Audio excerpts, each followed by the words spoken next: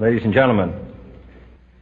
The very word secrecy is repugnant in a free and open society, and we are, as a people, inherently and historically opposed to secret societies, to secret oaths, and to secret proceedings. We decided long ago that the dangers of excessive and unwarranted concealment of pertinent facts far outweighed the dangers which are cited to justify it. Even today, there is little value in opposing the threat of a closed society by imitating its arbitrary restrictions. Even today, there is little value in ensuring the survival of our nation if our traditions do not survive with it.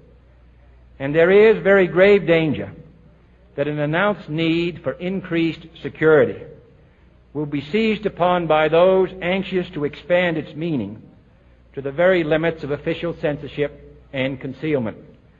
That I do not intend to permit to the extent that it's in my control.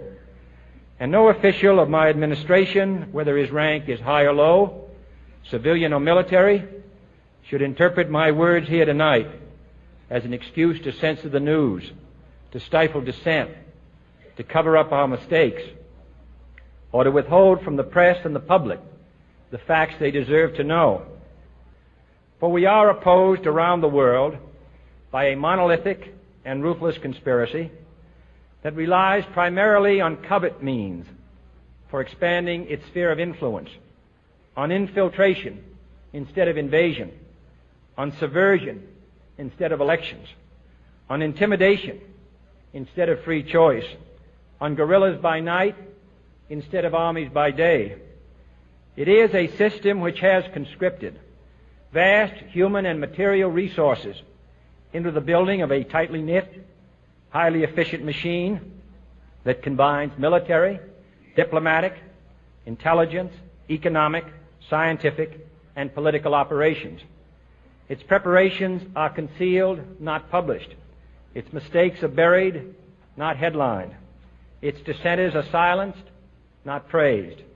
No expenditure is questioned, no rumor is printed, no secret is revealed.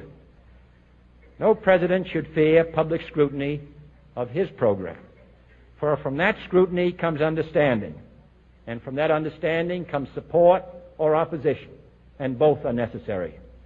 I am not asking your newspapers to support an administration, but I am asking your help in the tremendous task of informing and alerting the American people.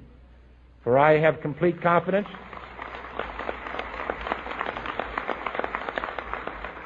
in the response and dedication of our citizens whenever they are fully informed. I not only could not stifle controversy among your readers, I welcome it. This administration intends to be candid about its errors. For as a wise man once said, an error doesn't become a mistake until you refuse to correct it. We intend to accept full responsibility for our errors, and we expect you to point them out when we miss them. Without debate, without criticism, no administration and no country can succeed, and no republic can survive. That is why the Athenian lawmaker Solon decreed it a crime for any citizen to shrink from controversy. And that is why our press was protected by the First Amendment, the only business in America specifically protected by the Constitution, not primarily to amuse and entertain, not to emphasize the trivial and the sentimental, not to simply give the public what it wants, but to inform, to arouse, to reflect, to state our dangers and our opportunities, to indicate our crises and our choices, to lead, mold, educate, and sometimes even anger public opinion. This means greater coverage and analysis of international news, for it is no longer far away and foreign, but close at hand and local. It means greater attention to improved understanding of the news, as well as improved transmission.